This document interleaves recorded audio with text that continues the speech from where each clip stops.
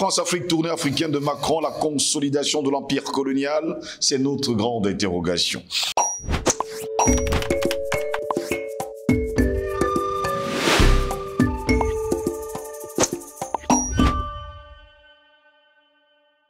Mesdames, Messieurs, bonjour, très heureux de vous retrouver sur Panafricaniste TV, la chaîne de télévision des panafricanistes qui vous apporte le meilleur de l'information sur un plateau d'or. Bienvenue à toutes et à tous à cette autre édition de Parole panafricaniste encore ce matin. Cette visite a été organisée dans la panique face à la dégradation grandissante de l'image de la France en Afrique et donc a été un cinglant échec, affirment d'ailleurs les experts français sur les chaînes de télévision hexagonale, c'est pas moi qui le dis. La tournée africaine du président français Emmanuel Macron, qu'il a entreprise avec une nouvelle approche, n'a pas permis de livrer le renouveau promis dans les relations avec le continent noir.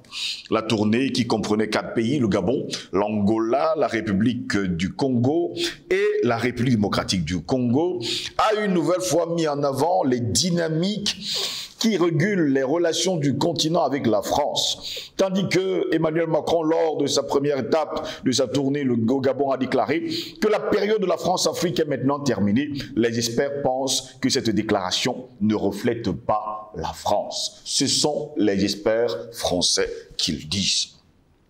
L'activiste Tchèque Foll, qui avait critiqué Macron lors de sa session tenue avec des jeunes du continent à l'occasion du 28e sommet Afrique-France, que nous avons surnommé le sommeil de Montpellier en 2021, a déclaré que la France regarde toujours l'Afrique avec un œil méprisant. Il souligne avant tout que le changement de la politique africaine de la France a été déclaré unilatéralement. Il dit, je cite, « Cela aurait eu du sens si Macron avait déclaré que l'ère de la France-Afrique est terminée. » Non pas au début de sa tournée, mais à la fin, après les rencontres avec les dirigeants africains, a-t-il estimé. Ces déclarations sont à la fois condescendante et très paternaliste dans la description, la forme et surtout le contenu. Ce n'est pas une question qui dépend seulement de la France. Foll, qui est également le fondateur du mouvement civique Africtiviste, a souligné que Macron était obligé de faire cette tournée à raison des appels croissants à l'indépendance totale du continent. Et nous n'allons pas nous arrêter parce que vous, mesdames, messieurs, vous rêvez de voir une Afrique libre et souveraine. Abdenour Toumi, chercheur au Centre d'études sur le Moyen-Orient, expert en relations internationales, a noté que, quoi qu'en dise Macron, la France considère toujours l'Afrique comme son arrière-cour.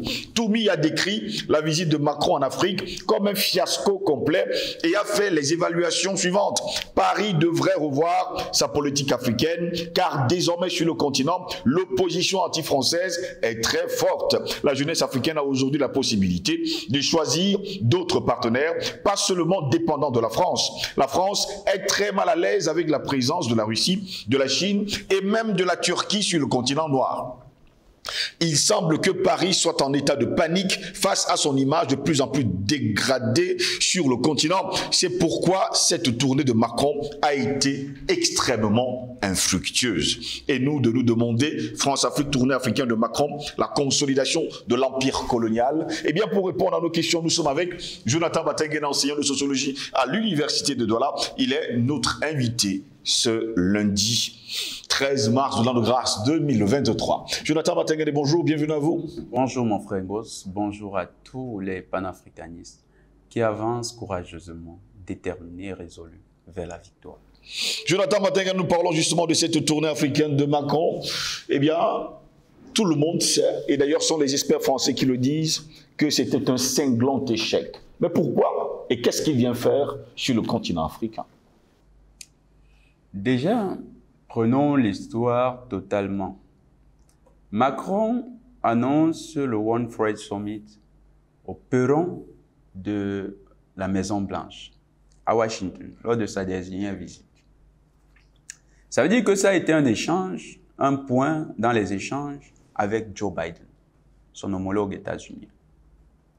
Mais pourquoi Joe Biden, qui refuse de ratifier les accords, par exemple les protocoles sur l'environnement qui limitent la pollution par les gaz à l'effet de serre, pourquoi il montre un tel intérêt pour la planète? Les États-Unis qui refusent de signer tous les documents contraignants sur la protection de l'environnement. D'ailleurs, sous Joe Biden, on a vu même un négationnisme officiel envers les thèses sur le réchauffement climatique et contre tout ce qui était argumentaire pour la défense de l'environnement. Il faut comprendre ça d'un certain point de vue. Les États-Unis font voter en décembre 2022 une loi sur le fait que la gestion des ressources dans les autres pays se fera désormais avec leur droit de regard. Comme quoi les États-Unis deviennent le pays qui a le droit de regard sur la gestion de toutes les ressources. Notamment, on ne peut plus choisir, de manière indépendante les partenaires avec lesquels nous exploitons ces ressources. Ça a été décrié par les panafricanistes. La dite loi a été appuyée durant l'année 2022 parce qu'il fallait contrer la montée de la Chine. Et il fallait empêcher certains pays de passer des accords d'exploitation des ressources naturelles avec la Russie. Alors, face à la protestation des autres pays, face à l'absence d'un cadre légal international qui favorise cette prédation et ce comportement impérialiste, les États-Unis avaient besoin d'un texte qui devait être le gage de mise en œuvre de cette action. Le One Forest Summit, à la veille de ce sommet, Emmanuel Macron commet un discours à partir de l'Élysée où il nous renseigne sur les éléments qui vont diriger, ou du moins, il envoie un message subliminal sur les éléments qui vont être mobilisés durant le sommet.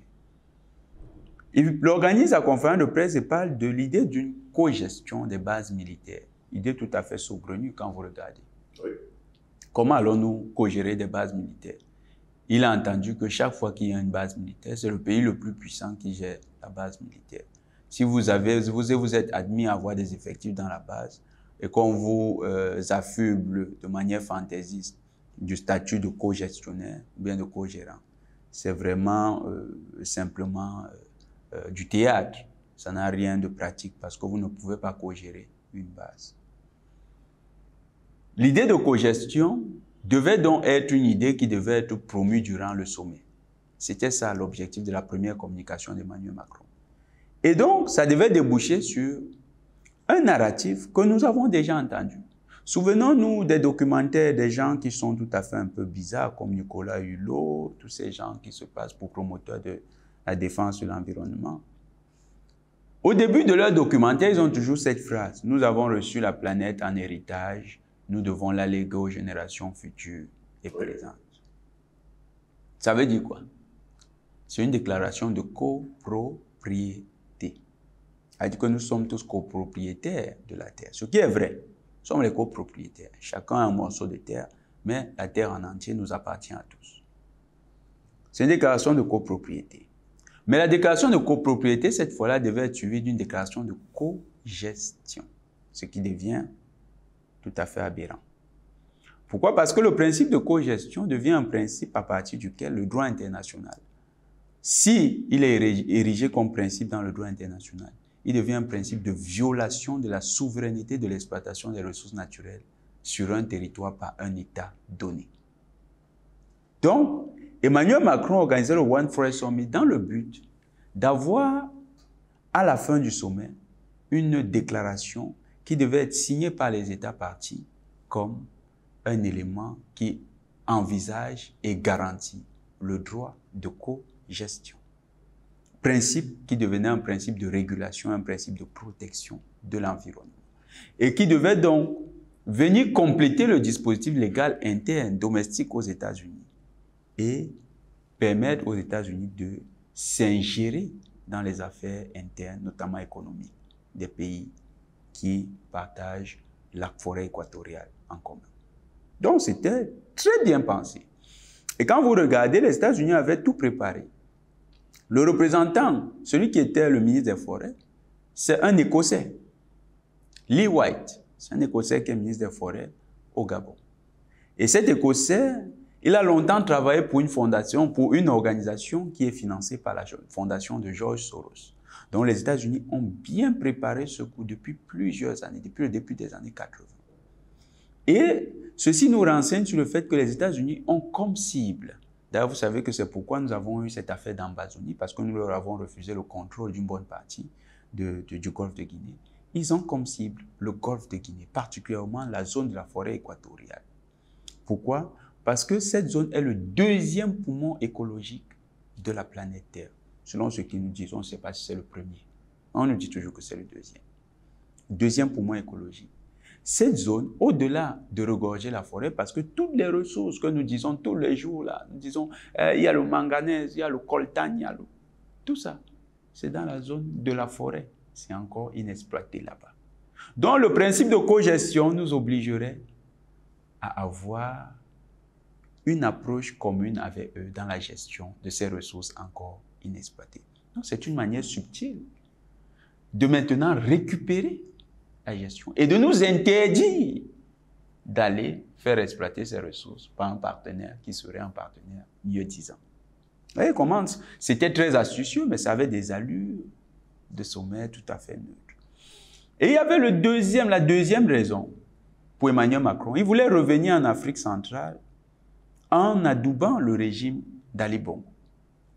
C'était pour lui une manière de créer un pôle de déstabilisation qui empêcherait les pays d'Afrique centrale de vraiment avoir une position commune sur les questions cruciales comme le franc CFA. Vous savez que dans quelques jours, avec l'échec de ce One Frère Summit, le président Biya a convoqué la réunion de la CEMAC, des chefs d'État de la CEMAC, et des indiscrétions laissent comprendre que le point qui sera à l'ordre du jour, ce sera le franc CFA. Donc, il fallait créer un point de discorde. Voilà les enjeux de cette visite de Macron. Ça a été un échec, mais la presse française, moi, je ne lui fais pas confiance. D'abord, ça a été un échec ils présentent comme tel, ils reconnaissent que c'est un échec, mais cette presse fait tout pour mettre un cache-sexe à cet échec. Quand vous voyez leur narratif, on vous dit que c'est que le président venait côtoyer les gens infréquentables. Qui déclare les gens infréquentables? C'est eux qui déclarent les gens infréquentables. Comment la presse française fait pour établir les critères d'infréquentable? C'est là la grande question.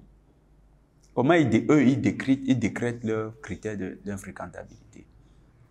Ils disent qu'il y a des dictateurs là-bas, il est venu rencontrer Sassou Nguesso qui a organisé une guerre. Oui, avec Elf. Et d'ailleurs, pour le compte de Elf, il n'a pas fait. Loïc Le Floch Préjean l'a dit. C'est eux, avec les passeports, c'est eux qui ont organisé la guerre là. Au Congo-Brazzaville. Voilà. Donc, si Sassou est infréquentable, ça veut dire qu'il y a beaucoup d'hommes politiques français là, qui normalement ne devraient même pas être fréquentables par cette presse elle-même. La presse française fait toujours un regard... Elle est là pour protéger ça qui est Jonathan Matengele. Mais justement, c'est pourquoi nous appelons. Macron a dit à Kinshasa que quand les journalistes s'expriment, ils ne parlent pas pour l'État français. Donc, prenons-les pour ce qu'ils sont. Ils sont incapables d'avoir une lecture globale du problème. Ils ne parlent pas pour l'État français. C'est ce que Macron dit. Allez-y. Surtout que tous les journalistes de France Télévisions, c'est les journalistes de l'État français. Donc, ils ont un narratif qui fait qu'ils limitent toujours la casse. C'est toujours les autres qui sont mauvais. Les leurs sont protégés. Ça. Donc, ils ne remontent pas. Alors, ce n'est pas un échec simplement parce qu'il est venu côtoyer ceux qu'ils appellent les fréquentables. C'est un échec simplement parce que les objectifs qui s'étaient assignés n'ont pas été atteints. Nous appelions avant ce sommet à ce que les chefs d'État ne signent aucune déclaration. C'était là le grand piège. Et Macron est parti de Libreville sans déclaration. Il s'est entretenu, mais il n'a eu aucune déclaration. Aucune déclaration. La déclaration qui devait être le gage d'activation de la loi interne états-unienne pour le contrôle des ressources du golfe de Guinée. Il n'a pas eu cette déclaration. C'est donc devenu, ça s'est transformé en une balade avec des débats philosophiques et parfois politiques basés sur des controverses. Et à quelques niveaux, c'était même un mea culpa. On l'a vu vouloir se remettre en question. Au Gabon, il disait non, nous ne sommes pas là pour ci, on ne veut pas vous donner des leçons. C'était ça. Ça, c'est devenu une coquille vide. À partir du moment où il n'a pas eu cette déclaration, l'objectif que lui a confié la Maison-Blanche n'a pas été atteint. Mais nous ne devons pas prendre cela pour une victoire acquise définitivement. Derrière Macron, c'est bien la Maison-Blanche qui... C'est bien les États-Unis, il faut le préciser justement à nos téléspectateurs. Donc, nous devons savoir que si Macron a échoué, ils trouveront un autre émissaire. Et leur homme est encore là en service, auprès d'Ali Bongo. Lee White, il est encore en service, ce ministre. À se poser la question de savoir comment est-ce qu'un blanc a pu être, on va le dire ainsi, et l'on naturalisé. L'ont naturalisé, il y a cela 8 ans, Gabonais. Et c'est le même homme qui a amené Emmanuel Macron dans la forêt pour lui montrer les arbres et les limites. C'est extraordinaire. C'est extraordinaire. Un monsieur qui a travaillé essentiellement pour une fondation qui est financée par George Soros. Donc, il a fait de l'espionnage pour le compte des États-Unis. Le Gabon a encore dirigé. Le Gabon, aujourd'hui, il faut dire que depuis le président Bongo et son introduction dans la mafia qui s'appelait la France-Afrique, le Gabon est une des terres par excellence de la France-Afrique. Le Gabon est dirigé, oui, mais par une mafia. C'est cette mafia qui a encore les rênes. Vous savez, quand vous regardez, échangeant avec quelques personnalités du Gabon, le taux de gabégie au Gabon, qui est couvert par la presse internationale, est effrayant. Effrayant. Les dépenses de luxe auxquelles se livrent les responsables de la haute administration gabonaise font peur au peuple gabonais.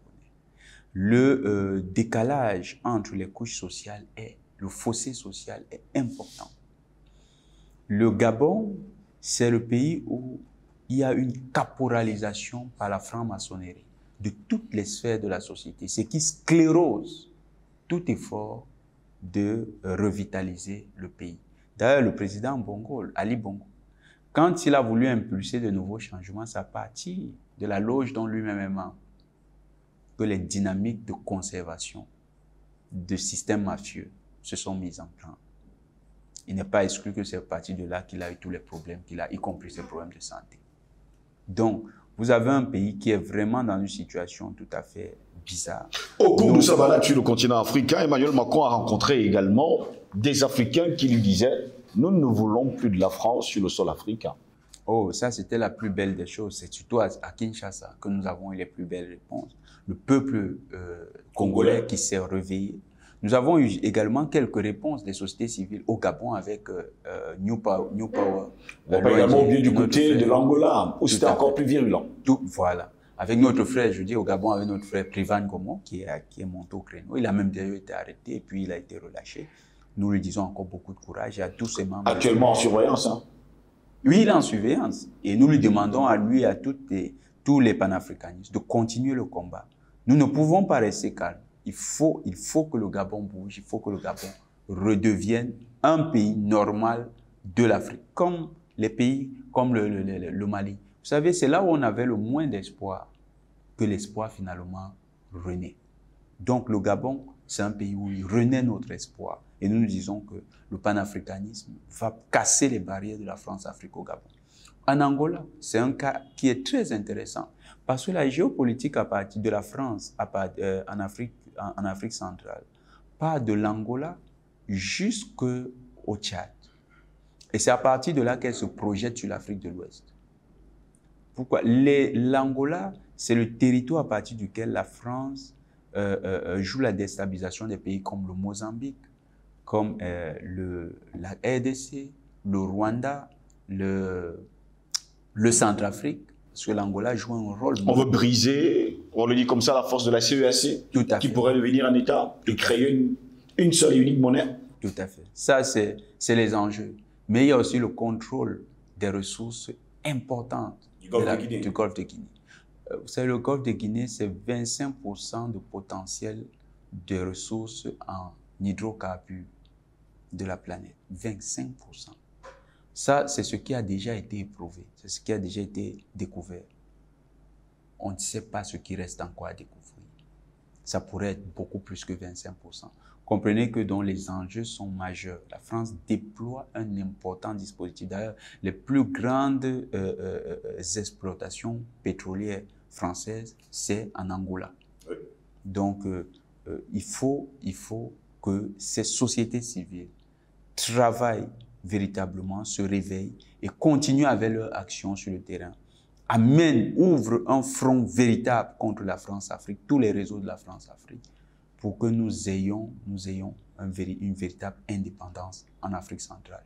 L'Afrique centrale, ce n'est pas seulement le Cameroun, la CEMAC, c'est tous ces pays-là, le Burundi, le Rwanda. Le Burundi aujourd'hui s'est libéré. La République démocratique du Congo, le Mozambique, l'Angola. L'Angola, c'est ces pays-là. Et ça va même, je crois, jusqu'à l'Ouganda. On peut avoir une partie de l'Ouganda. Et nous devons travailler pour qu'il y ait un véritable réveil. Nous disons beaucoup de courage à ceux qui ont vraiment donné le coup de gueule à Kinshasa. Pour une fois, le peuple congolais a été au rendez-vous. Nous l'appelons à être davantage au rendez-vous, à continuer cette lutte. Il faut un nationaliste à la tête du Congo, ça ne peut pas se faire. On ne peut pas gagner cette lutte avec Tshisekedi. Non, on ne peut pas. Ouais, c'est la même officine que Kagame, donc c'est la CIA. On ne peut pas continuer comme ça. Il faut un patriote à la tête du Congo. Nous encourageons les Congolais à travailler là-dessus, à se mettre unanimes autour d'une candidature, c'est-à-dire un patriote. Soutenir un patriote. Nous connaissons le patriote Kabila, mais s'ils ont un patriote qui a un meilleur profil que Kabila, qu'ils le présentent et que nous allons le soutenir. Nous appelons cela. Au niveau de l'Angola, nous voulons, comme Privan Gomo est devenu la figure même du combat au Gabon, nous voulons voir on veut voir un leader au niveau de l'Angola. Il faut un leader panafricaniste en Angola. Nous appelons le peuple angolais à dégager des leaders panafricanistes pour bouger les lignes. Nous voulons voir cette Afrique qui bouge en Afrique centrale. Il y a quand même, on va le dire comme ça, hein, quelque chose qui nous a un peu plus touché au cours justement de la visite ou alors de la balade d'Emmanuel Macron sur le continent africain. Les élections générales sont prévues du côté du Gabon dans les jours à venir, dans les mois à venir. C'est également le cas, on va le dire comme ça, en République démocratique du Congo. Est-ce qu'Emmanuel Macron est parti consolider justement les acquis qu'ils avaient déjà, eux les mondialistes, sur le continent noir? Il y a les élections au Congo, on parle bien sûr du Congo-Kinshasa, et surtout au Gabon.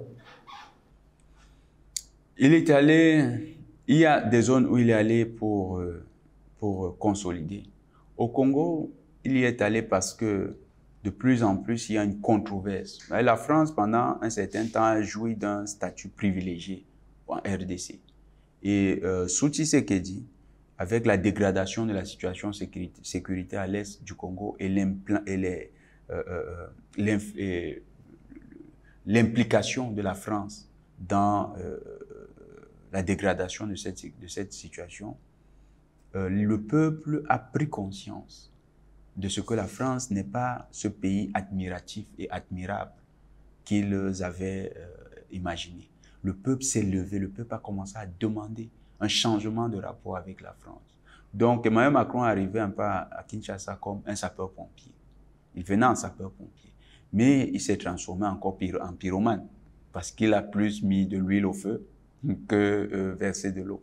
Donc maintenant, ça a pris davantage feu et nous espérons que les Congolais comprennent que ce n'est pas le pays admirable. Il y a beaucoup de Congolais qui admiraient beaucoup la France. Ce n'est pas ce pays admirable. Maintenant, ils ont un véritable aperçu de la nature de la France.